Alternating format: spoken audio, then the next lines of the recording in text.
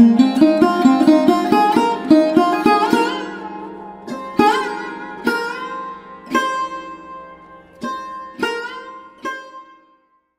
வணக்கங்க ஐயா. வணக்கம் மணி சார். ஐயா, இன்னைக்கு நம்ம பார்க்கக்கூடிய ராசி மகர ராசி.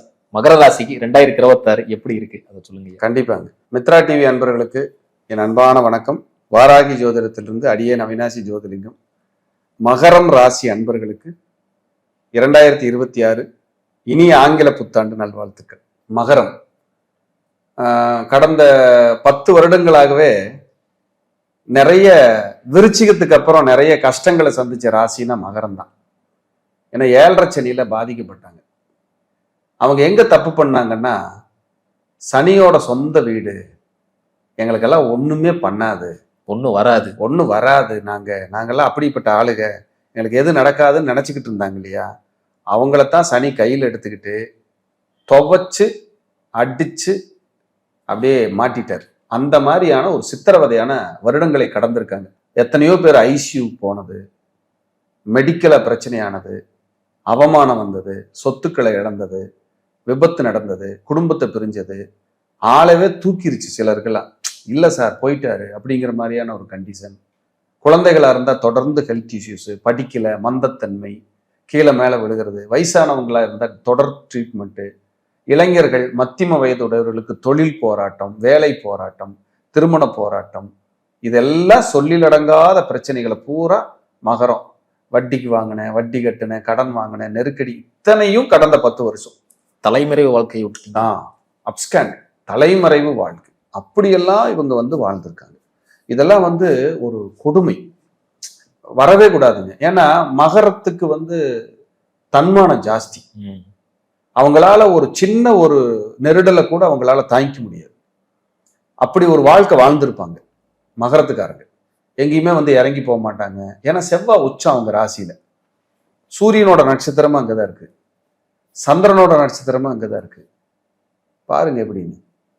அதே போல நான் இப்படித்தான், என்னோட கட்டமைப்பு இப்படித்தான்னு சொல்லி ஒரு விஷயத்தை வாழ்றவங்க மகரம். அப்ப மகர ராசிக்காரங்களுக்கு ஒரு ஆளுமை இயற்கையா இருக்கும். பாசத்துக்கு அடிமை, எல்லாரும் வேணும்னு நினைப்பாங்க, உதவிகரம் நீட்டுவாங்க. அப்புறம் தன்னை எப்பவுமே அழகா வச்சுக்கணும்னு நினைக்கிறவங்க மகர ராசிக்காரங்க. நீட்டா இருக்கணும், சுத்தபத்தமா இருக்கணும்னு நினைக்கிறவங்க மகர ராசிக்காரங்க. அவர்களுக்கு இந்த 2026 வருடத்தின் புத்தாண்டு எப்படின்னா, வருட தொடக்கத்திலேயே குரு 6ஆம் இடத்துலதான் இருக்கார் கோச்சாரத்துல. 6இல் குரு, ஊரில் பகை. அப்ப இந்த வருடம் மெல்லமா ஸ்லோவா பிக்கப் ஆகும். 2ல ராகு, 8ல கேது வருட தொடக்கத்துல, 5ல சந்திரன் உச்சம், 12ஆம் இடத்துல செவ்வாய், சூரியன், புதன், சுக்கிரன், எல்லா நல்ல கிரகங்களும் 12ல மறையுது. அப்போ அப்படியே தேங்கி போராடி முட்டி மோதி மேல வரணும். சார் ஏற்கனவே 10 வருஷம் பிரச்சனை, இந்த நியூ இயரும் எங்களுக்கு ஒன்றும் சிறப்பு இல்லையா, ஒன்று பலவீனமா, ஏன் இப்படி சொல்றீங்க அப்படின்னா, அந்த இடத்துல ஒரு விபரீத ராஜயோகமும் இருக்கு. 6க்குடைய புதன் 12ல, 8க்குடைய சூரியன் 12ல, 12க்குடைய குரு 6ல. அப்ப கெட்டவன் கெட்டிடில் கிட்டிடும் ராஜயோகம். பயப்படாதீங்க மகர ராசி அன்பர்கள், கவலைப்படாதீங்க, கண்டிப்பா நல்லா இருப்பீங்க, நிச்சயமா நல்லது நடக்கும் உங்களுக்கு. ஏன்னா உங்களுக்கு குலதெய்வ ஆசீர்வாதம் இயற்கையாகவே அதிகம். யாருக்கு? மகரத்துக்கு குலதெய்வ ஆசீர்வாதம் இயற்கை அதிகமா இருக்கும். 12 ராசியில சார் குலதெய்வ ஆசீர்வாதம் ரொம்ப நல்லா இருக்கு, யாருக்கு சார்னா, ஒண்ணு மகரத்தை சொல்லுவேன் சார், இன்னொன்னு விருச்சிகத்தை சொல்லுவேன் சார். இவங்க படுற கஷ்டத்துக்கெல்லாம் இந்த குலதெய்வ ஆசீர்வாதத்தினால, குலதெய்வ வழிபாட்டினால இவங்க பிரச்சனையிலிருந்து வெளியில வந்துகிட்டே இருப்பாங்க. அப்படிப்பட்ட ஒரு மகர ராசி அன்பர்களுக்கு வருது பாருங்க ஜாக்பாட்டு. நேர ராசிக்கு 7ஆம் இடத்துல குரு உச்சம் பெற்று வரப்போறாரு. ஜூன் மாசம் குரு உச்சம் பெற்று வரப்போறார். அதே சமயம் 3ஆம் இடமான உபஜயஸ்தானத்துல இந்த வருடம் முழுவதும் சனி இருக்க போறார். ராசி அதிபதி அங்கே இருக்க, ராசி அதிபதி 3ஆம் இடத்துல உட்கார்ந்துருக்காரு. அதனால எப்படியாவது தக்கி முக்கி கீழே விழுந்தா கூட வண்டி ஓடிட்டு இருக்கும். அது ஒரு ஃபேவரிசம் தான். ஆமா, 3ஆம் இடத்தில் சனி இருந்து 7ஆம் இடத்திற்கு குரு தன் ராசியவே பார்க்கிறார் குரு. ஆனா இவர் ராசிக்கு குரு விரையாதிபதி. அது இப்படி உச்சம் பெற்றா நல்லது செய்வார் அப்படின்னா நல்லதுதான். ராசியை பார்க்கிறார்ல குரு, குரு பார்த்தா கோடி தோஷ நிவர்த்தி, கோடி நன்மை. அப்ப ராசிக்கு ஜூன்ல இருந்து உள்ள குரு பார்வை செய்யறாரு. இதையெல்லாம் கடந்து உங்களுடைய சுயஜாதகம்னு ஒண்ணு இருக்கும், தசாபுத்தின்னு இருக்கும். உங்க ஜாதகத்துல நீங்க பிறக்கும் போது என்னென்ன கிரக நிலைகள் எங்க இருக்கு, இப்ப யாரு மேல அந்த ராகு குரு கேது சனி எல்லாம் பயணிக்கிறாங்க, நீங்க பிறக்கும் போது இருக்கும்போது இருந்த கிரக நிலைகள்ல யாரு மேல பயணிக்கிறாங்க, இதெல்லாம் பார்த்துதான் நீங்க முடிவுக்கு வரணும். இது நான் சொல்றது பொது பலன், ஜெனரல் ப்ரெடிக்ஷன். இப்படிதான் இருக்கும் அப்படின்னா இது பொதுவா இருக்கும், அவ்வளவுதான். இது ஒரு 60 to 80 வரைக்குமே ஓகே. மீதி ஒரு 20 to 30 உங்க சுயஜாதகம் பர்மிட் பண்ணும். அதுக்கு உங்க வீட்டுக்கு பக்கத்துல உங்களுக்கு தெரிஞ்ச இடத்துல குடும்ப ஜோதிடர்கிட்ட உங்க ஜாதகத்தை எடுத்துட்டு போய் பார்த்து தெளிவா விவரமா தெரிஞ்சுக்கு அப்படிங்கிறது என்னுடைய தாழ்மையான கருத்து. அதே போல ராசிநாதன் சனி 3ஆம் இடத்துல இருக்காரு இல்லையா, அவர் 2ஆம் அதிபதியும் 3ல இருக்காரு. வருமானத்துல கொஞ்சம் ஏற்ற இறக்கம் இப்ப போயிட்டு இருக்கு சார், ஒரே சீரா இல்லை. நான் பண்ணணும் வருமானம் பண்ணணும்னு நினைச்சாலும் ஹெல்த் ஒத்துழைக்க மாட்டேங்குது, எனக்கு டிஸ்டர்ப் ஆகிட்டே இருக்கு, மன அழுத்தமா இருக்கு சார். 6ஆம் இடத்துக்கு குரு வந்ததுக்கு அப்புறம் ரொம்ப க்ளோஸா இருந்தவங்க எல்லாம் பகையாயிட்டாங்க, விலகி போயிட்டாங்க. ஒண்ணு போனா ஒண்ணு ஒரு ஹெல்த் இஷ்யூஸ் டிஸ்டர்ப் அப்படி வந்து வந்து வந்து வந்து போகுது. ஒரு மன அமைதி இல்லை, மன அழுத்தத்தோட தான் இருக்குன்னு இப்ப டிராவல். இதை எல்லாத்தையும் தாங்கிக்கிற மாதிரியான அமைப்பு தான் 3ஆம் இட சனி. அப்புறம் வாக்குஸ்தானத்துல ராகு, 8ஆம் இடத்துல கேது. மரண பயமே வந்துட்டு போகும். நமக்கு ஏதாவது திடீர்னு ஆயிருமா, நமக்கு ஏதாவது பிரச்சனை ஆயிருமா. என்னன்னா மகரத்துக்கு வேலை இல்லாதவங்களுக்கு வேலை கிடைக்கும், ப்ரமோஷன் இல்லாதவங்களுக்கு ப்ரமோஷன் கிடைக்கும். வெளிநாடு போறேன், அங்க போய் செட்டில் ஆகுறேன், அங்க போய் வீடு வாங்குறேன், அங்க போய் படிக்க போறேன் உயர்கல்வி அப்படிங்கிறவங்களுக்கு குட். ஏன்னா நேர 12ஆம் இடத்தை குரு பாத்துறாரு. உயர்கல்வி 5ஆம் இடம், 5 குரு பாத்துறாரு. முதல் டிகிரி 4ஆம் இடம், 4 வரையும் குரு பாத்துறாரு. 12ஆம் இடம்ங்கிறது PhD ஆராய்ச்சி கல்வி, வெளிநாடு போய் படிக்கிறது. 12ஆம் அதிபதியே அவர் ஆகி அவர் வீட்டவே பாக்குறாரு.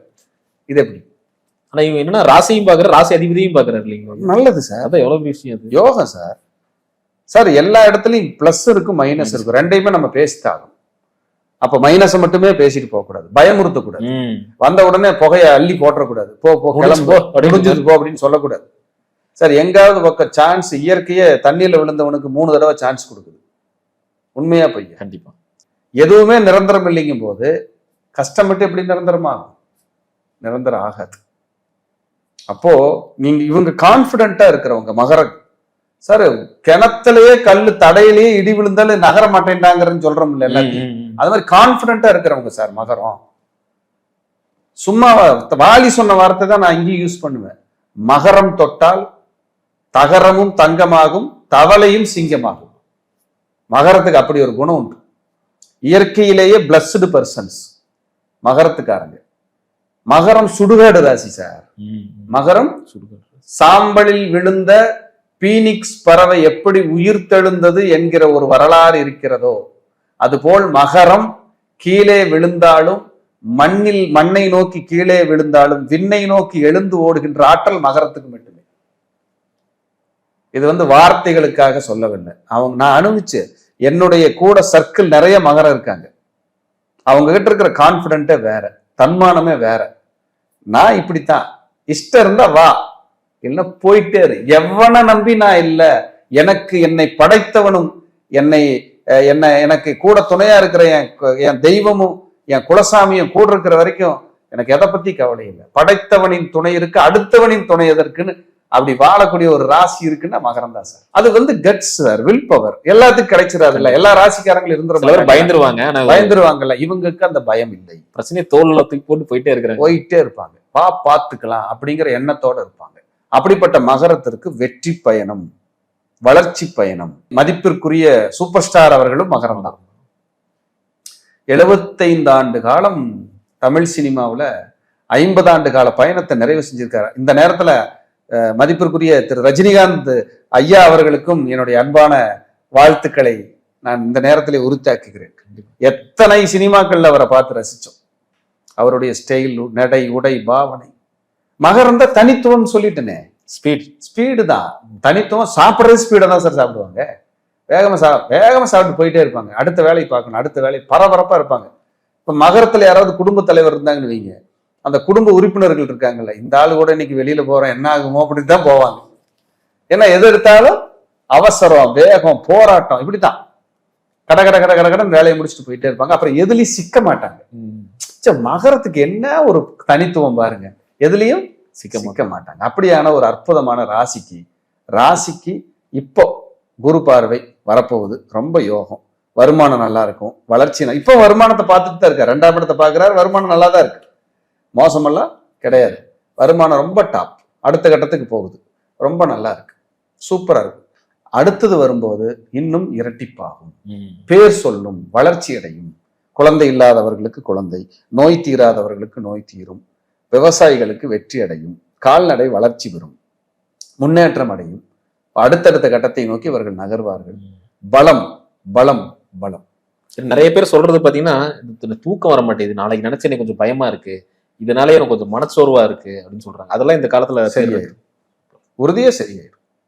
ஏன்னா இவங்களுக்கு பெரிய மேஜர் டிஸ்டர்பன்ஸ் வேற குருனால கூட இல்ல சார், ராகு கேதுனாலதான். ஏன்னா ராசிக்கு 2ல் ராகு 8ல் கேது. குடும்பத்துல சலனம், கசப்பு, மனைவிக்கு உடம்பு சரியில்லை, குழந்தைகளுக்கு உடம்பு சரியில்லை, எனக்கே உடம்பு சரியில்லை, இப்படி யாருக்காவது குடும்பத்துக்குள்ளேயே உடல்நிலை பாதிச்சு போராடி போராடி போராடி தத்தளிச்சு மேல வந்துகிட்டு இருக்காங்க. அது வேலையில் நடக்கிற பாலிடிக்ஸ் இருக்கு இல்லையா? ஆமா, இவங்களுக்கு. அப்ப தொழில் செய்யற இடம், வேலை செய்யற இடம் எல்லாம் பாத்தீங்கன்னா, இவங்க ஒண்ணு சொல்லியிருப்பாங்க, அதை மத்தவங்க கிட்ட திருச்சி பேசிக்கிட்டு இருப்பாங்க. அவன் என்ன சொன்னான் தெரியுமா அப்படின்னு. இவரை போகும்போது வரும்போதெல்லாம் முறைச்சு பார்த்துட்டு இருப்பாரு அந்த முதலாளி, நீ தானடா என்னை பத்தி தப்பா பேசின. ஆனா தப்பா பேசியிருக்க மாட்டாங்க. இவர்கள் சொல்வதை திருத்தி சொல்வது. அப்ப என்ன சொல்றேன், வாய பிளாஸ்டிக் போட்டு அமைதிப்படுத்திக்கிங்கிற, ஒத்திக்கிங்க. அந்த 3 குரங்கு தான் இருந்துட்டா சேஃப். ஏன்னா இவங்களுக்கு மனசுல பட்டதை பேசி மாட்டிக்கிறவங்க. ஓப்பன் டாக், அடிச்சன இப்படித்தான். அதான் அவங்க நடிக்க தெரியாது, நடிக்கவே தெரியாது. ஒரு வாழ்க்கையில் நடிக்க தெரியாத ஒருவர் இருக்கிறார் என்றால் மகரம். வெளிப்படையாக பேசி, வெளிப்படையாக நான் இப்படித்தாங்கிறத ஓப்பனா அடிச்சு நொறுக்கிறது மகரம் தான்.